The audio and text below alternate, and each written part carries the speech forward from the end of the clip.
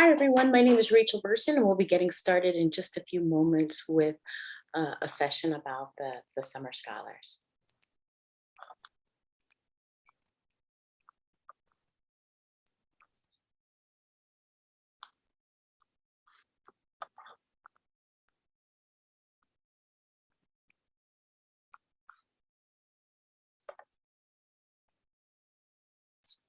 Okay. Hello and welcome. So my name is Rachel Burson, and I'm joined by Rachel Moen, and we'll be joined by another colleague later this morning. And we wanted to take some time to talk a little bit about undergraduate research, the Summer Scholar Program, and the Robotics Institute and some of the possibilities and opportunities. So Rachel, thank you for being with us again today. This is fantastic to have this conversation together. And would you like to say hello as well? Yep. Hi, everyone. My name is Rachel. I was a part of the cohort last summer, and I will share a little bit about my work with you in just a minute. Excellent. Excellent. Wonderful. And we're just getting started, Daniel, and we're welcoming those that are with us this morning to learn more about the Summer Scholar Program. So I'm going to dive in with a couple minutes to share about the program, and then we'll dive into learning a little bit from Rachel and Daniel about their research and some observations, and we'll give you some tips on applying. The number one question, and I will be joined by Oscar, who has now come into the room throughout the session, and we'll give you some tips on applying and some pitfalls to avoid as well. So what is the Summer Scholar Program? It is an undergraduate research program at Carnegie Mellon University. And some of the questions that we get about the Summer Scholar Program is, can I, as a international student, participate? Can I, as a freshman student, apply to participate? Absolutely. So the Summer Scholar Program is for undergraduate students. The one requirement is that you must have at least one remaining full semester of undergraduate work post-riss. And good morning, Daniel. Good morning. Thank you for waking up so early and such. So we're scattered all over the world, and the riss is really a global program. One of the things that makes it very special is that it's at Carnegie Mellon and the Robotics Institute. So Carnegie Mellon is among the best in the world in many technical areas and other fields as well, but specifically within robotics, first robotics academic department in the world. It's a top ranked university, and it has so many of the first. They've really been pioneers in robotics, and so the Institute has 60 plus faculty members, lots of different labs, is home to the National Robotics Engineering Center, and there is much to see and do. What I'm especially excited about this summer is that we will be in person. So our goal, and we're managing everything, is to, yes, Daniel, I saw that, we'll be in person in Pittsburgh, and it's just so fantastic to be here.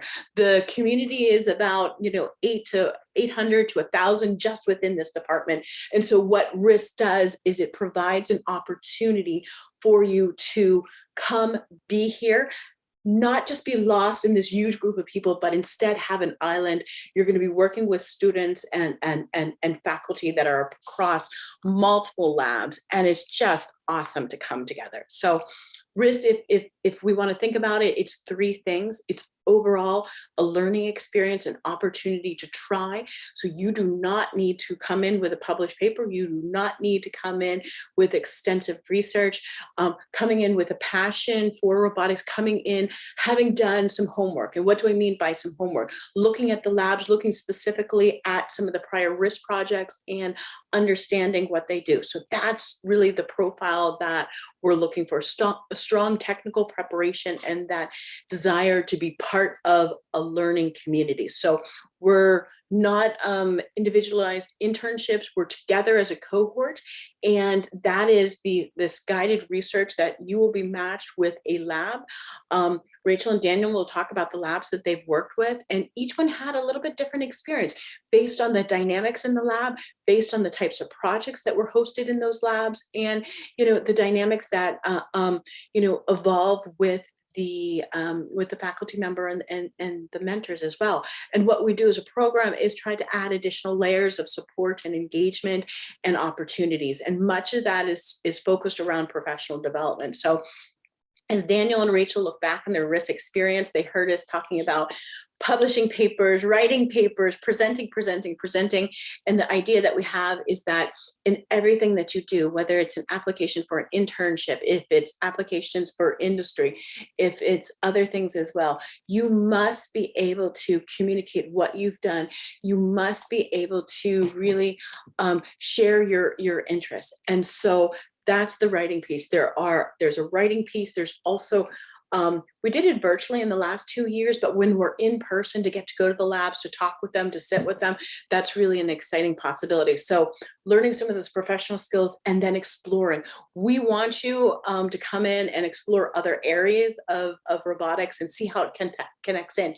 You may reaffirm that, hey, this area that I came in and was super interested in, absolutely, this is my path. You might find a new path.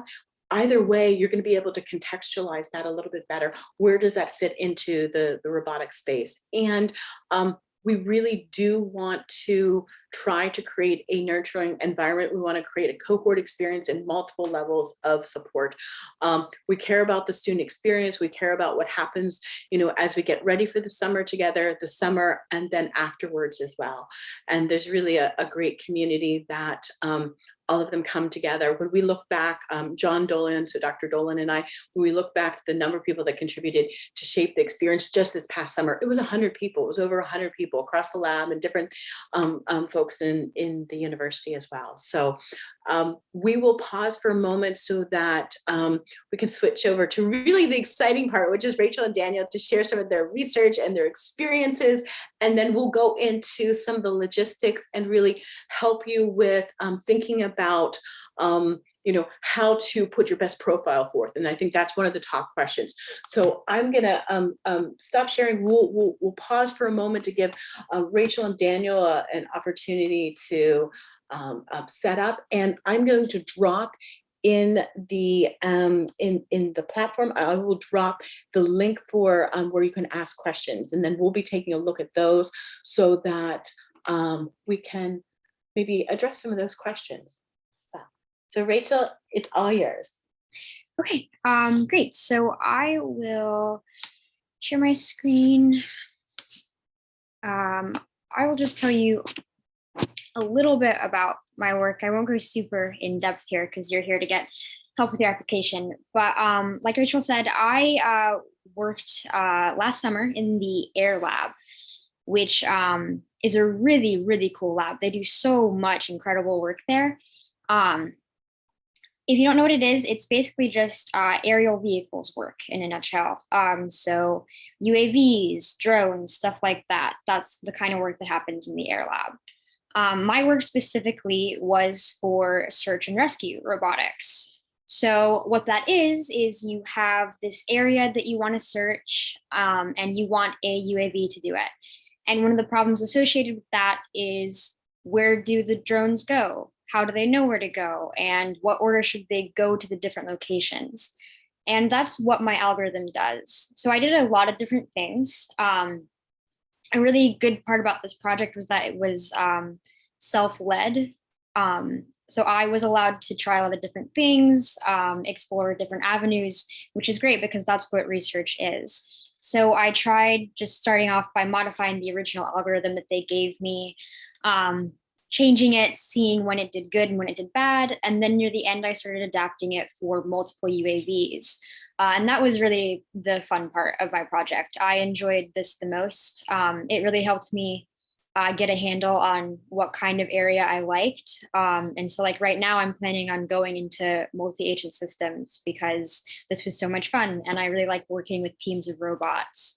But yeah, so this is an overview of the algorithm process. I won't go too in depth. My paper is online and so is my presentation, but it's just sort of a randomized algorithm, which does really well for the most part because this is an NP hard problem. So randomness introduces the opportunity to select nodes that other algorithms wouldn't. So it does a pretty good job.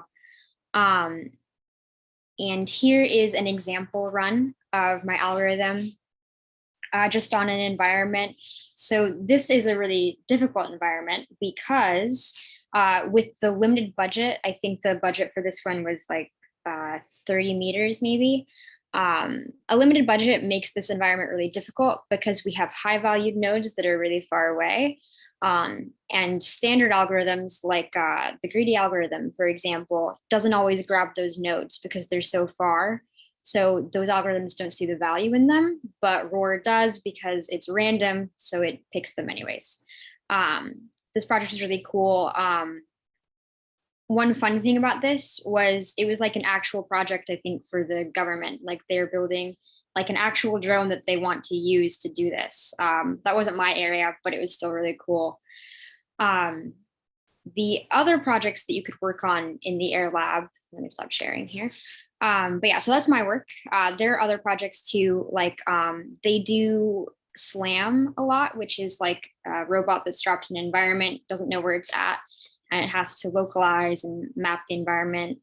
They do a lot of localization. I think they do some reinforcement learning. But yeah, so that's the Air Lab in a nutshell. Here is,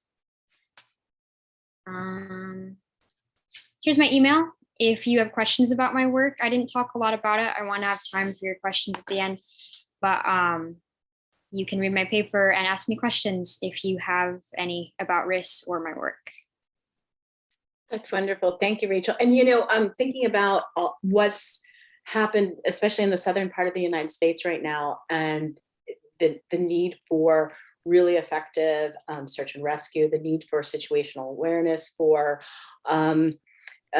first responders is so critical. It really is life-saving. So the difference of a few hours is really life-saving. So thank you for sharing that work. And having now post this experience and seeing what's going on in the United States, are you thinking about the applications of robotics and AI even differently in terms of quality of life and the good that it can do in the world? Yeah, absolutely. That's why I want to study robotics. This is just one area that robots can help us. There are tons of other really cool ones. Medical robotics, I've worked on projects with motivations in that. That's why I want to do teams of robots, because those especially are really cool. So applications like targeted cancer therapy, stuff like that. And there are other areas too, like assisted living. I think maybe like I don't know a lot about this, but maybe like with prosthetics and stuff, I think there's robotics in that area. And like being able to like the sensory stuff, helping people that have like lost limbs and things, which is really cool. Absolutely, absolutely, and so much being done more and more across the United States. And for each of those topics, I think there's some great labs that I'm thinking of at the Robotics Institute for the prosthetics. Hartmut Geyer, Aaron Johnson, there's a lot of really neat work being done there. Also Henny Edmani, and I know that all three are hoping to participate this summer. There's a lot going on, and even more in search and rescue this summer with riss as well. So we're excited about that. Cool. Really bringing those possibilities together. And on the health robotics front, there's been a really interesting collaboration between the mechanical and systems and the artificial intelligence. So we see the biorobotics lab, which is a huge lab and force in medical robotics, also working with the Auton lab. And so that intersection is really exciting. And now, Daniel, you are working in one of the most famous fields and areas within the Robotics Institute, and that was computer vision. We've, as an institute, started early with vision, and Dr. Takeo Kanade was a worldwide leader. When any of us watch sports, those early systems that were developed to give us the certain views, those were developed at the Robotics Institute by Dr. Takeo Kanade. And it was really exciting, some of that groundbreaking work that he does. So Daniel, we're going to turn it over to you. And again, I know it's super early, so welcome and good morning. Awesome, thank you. It's always good to wake up early, so whatever excuse I can find to wake up early, it's good. Okay. I am going to share my screen and to just show my presentation, my research here. Let's see, it's this one. Okay, hi everyone, my name is Daniel, and I was a riss scholar this past summer. I worked with Dr. Abhinav Gupta and Senthil Purish Welcome on sparse reconstruction for unsupervised video object segmentation. So the next slide just kind of talks about video object segmentation a little bit more. So you have a video and you have objects of interest, which in this case are people, and you want to, put segmentation mask on, different objects and keep track of them as they're moving within frames. And the cool thing about this project is it wasn't given to me, right? I started exploring with my mentor, and I need to stop this slide from moving. And we explored this project together, and it was me who finally decided, oh, this is something that I want to do, and we pursued this. And my mentor didn't have like any experience in video object segmentation, and so we're just like, well, we just like dive in and discover something from this. And so that was exciting because that's what research is, right? It's not like something you've had a ton of experience in, or everything already.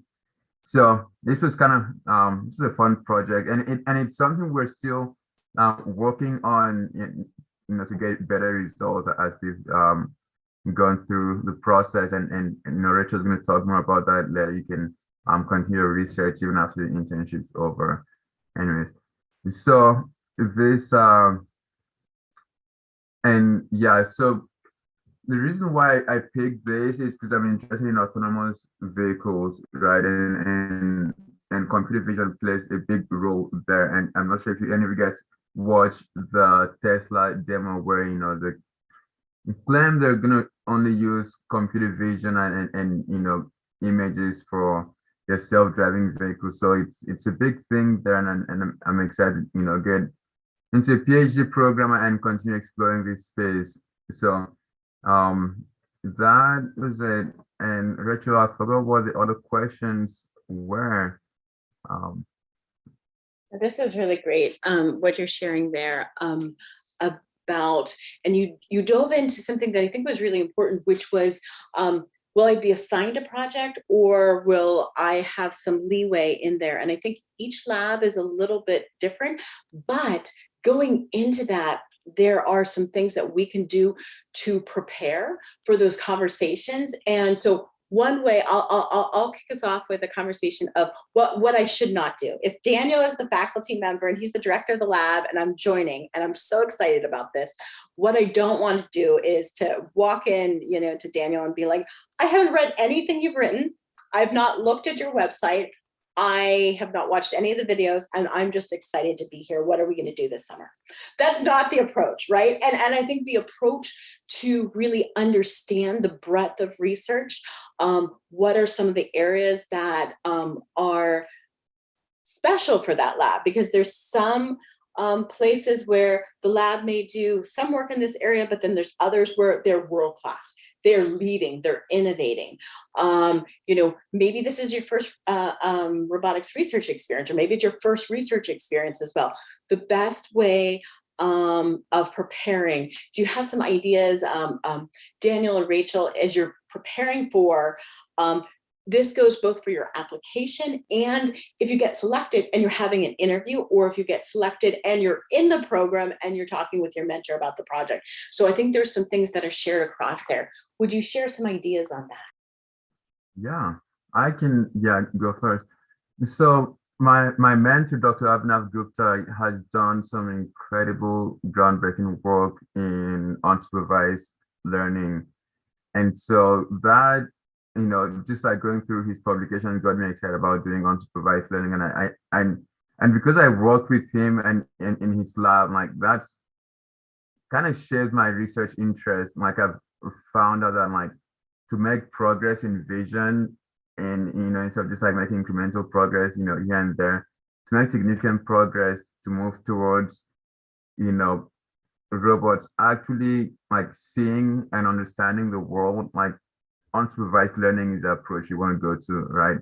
And go with.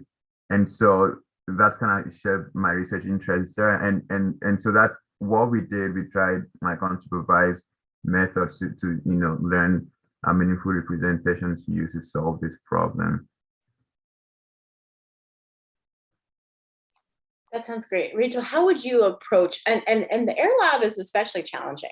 I think both of you have challenging labs to get a sense of what they're doing because they're so large and really they have dynamic histories, and what they're doing now is even more powerful. So like how, through that lens, especially when it's a top lab, how do you prepare? How do you prepare? So there's kind of like three different parts to it. For as far as your application goes, you don't need to pitch a project to them. Definitely don't do that. Just identify areas in the lab that are interesting to you and talk about why you want to work on them, and what you could add to the work that's being done. So if you have experience in localization and they're doing a localization project, you can talk about how your experience has prepared you to work on this project with whatever person is in charge of that project. For me, it was Brady. And then, so that's for your essay, your personal statement. Then if you get an interview, you will know who you're interviewing with. They'll tell you who will be there. So you can look up those grad students' names, those professors' names, and look at their projects. Interviews are pretty casual though. There's not a whole lot of pressure for that. Just be familiar with at least like what area they're working on, what most recent project. They'll usually tell you too in the interview what project they have in mind. And then if you get to riss, that's when you want to definitely dive into actually deeply reading your professor's papers and looking at their most recent projects. You may or may not have an idea of what you'll work on. I knew that I was doing informative path planning, but I didn't know if I was doing multi-agent systems or just reworking the original algorithm. So I read about informative path planning because I didn't know what that was at the time. So yeah, it's kind of different for each stage. I think that's great. Thank you for that. And Rachel, thank you for also sharing. There were parts of it that you weren't exposed to yet. And we anticipate that there is going to be a lot that you're going to come across that's going to be really, really new, right, to you. So it's interesting, in the past just few minutes, I've gotten the question like 5 times now. What can I do? It's about applying. How do I craft the profile? And I think what Daniel and Rachel just shared are the most important pieces. It's doing that homework. It's looking at and saying, what is this lab doing? And Rachel, thank you for phrasing it that way. Don't pitch a new project. Instead, what are you adding to? What skill set do you already have? And how do you bring that so you can add to that? There may be a number of different projects, and a lot of that, like all of us, not everything's on the website, right? And so you'll learn about even more opportunities or things going on in the lab as well. The way that you prepare is going first to, and maybe I can share some ideas again as well, and we'll take a look really at this and go through where you should, oh, no, wrong one. Let me stop share. Okay, so let's take a look, and hopefully this will share the right screen. There we go. I think we're good. Yes. Okay, so what you really, really want to look at, is this. Your dates are June 1st through August 5th, right? You need to apply by the 15th. It is better if you apply early. We'll send out some reminders. We'll actually look at some of the materials as well. And when you're applying, the most important thing that you can do is really go to the research showcase, right? That is going to give you a sense of what have the students in the past done in the last few years. So it gives you a sense of the scope and which faculty members will participate the most. And looking at that, you can see, okay, this person is only going to have one student, this person will have larger groups of students. And the last 2 years, riss was virtual. So I would really suggest looking at least 3 years of materials, right? Because there's some folks that maybe the virtual format did not work as well for them, or they weren't in town, or there were other things as well. Go to the research showcase, look to see what you're interested in.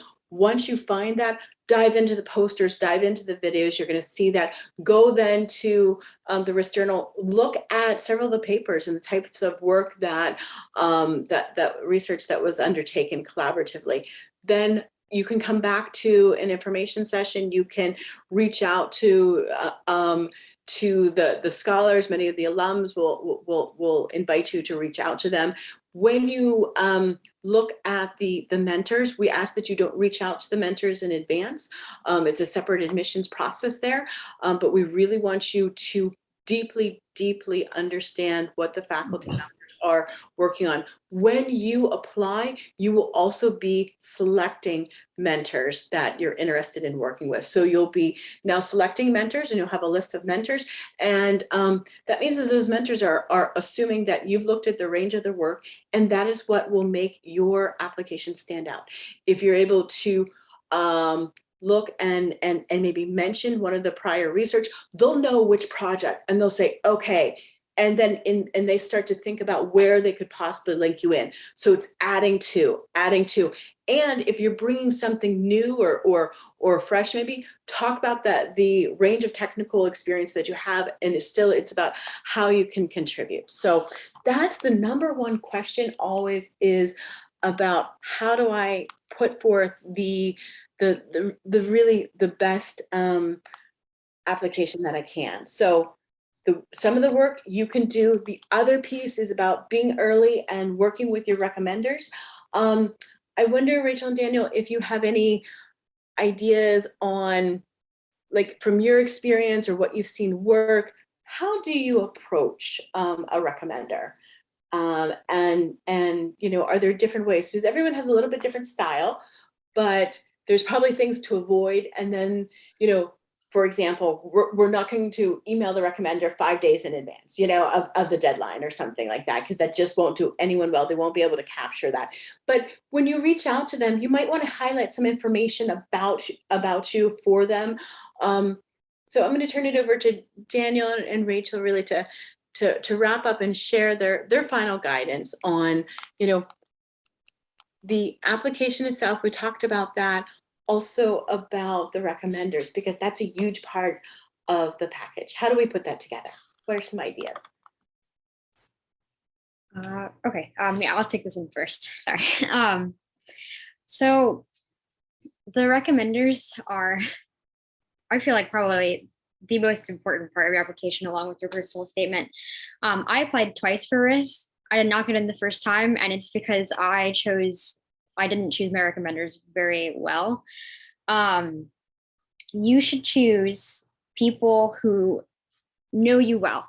And I'm lucky. I come from a small school, so my professors all know me really well, but you should pick someone. Don't just pick someone because you got an A in their class. Pick someone because the professor knows you and knows that you really have a deep understanding of the content. So what I would recommend is, if you have someone that you did research with, that's awesome. You should 100% use that person. If you don't, that's okay. Work with your recommender and tell them that it's for a research internship, and they can frame it to talk about what skills you have that would make you a good researcher. But you have to, like, talk to them about it and make sure they know, because they can say that the skills you showed in the class would make you good at researching because you're inquisitive or stuff like that. They would know how to say it. But yeah, I think that the minimum is 1. You should use as many as you're allowed to. Use multiple, and differing perspectives too. Like, I'm a math and CS major, so I chose math and CS people, I think. And that so I remember being one of your reviewers this past year. So yeah. And there were exciting, when we look at it, we try to look holistically at the application, the different pieces, and looking at the experience, and looking how, you're exactly right, what can they speak to about your research ability? And there are applications that we all get super excited about wanting to connect with those students. So thank you for the time and energy that you put into sharing your stories and such. Daniel, what is your last advice for those that are joining us today? Yeah, I think it's kind of the same thing Rachel said. I actually was pretty close to my research advisor at BYU, so I just told him, hey, like I have this program that I think is going to be really great, and I want to apply to it, and he was excited about it, and yeah, I wrote me yeah my letter of recommendation, and I just going again back to that, like think of this as like a precursor to applying to graduate programs, right? Like everything matters. Like if you have a 4.0, that's not a guarantee you're going to get into RIS or like master's program. Like your application is looked at holistically, like your grades, letter of recommendations, and your statement of purpose. And I mean, if you're doing RIS, I'm taking a bet that you're interested in doing research and potentially going to graduate school. So like put that foot forward, like express your passion and why you want to do research, and that there's a link to an article, like a 20-page article about graduate school. Take a look at that, and it mentions like what's including your statement of purpose and stuff. It was written by a CMU professor. So like read that and get a feel for like how to like frame your application.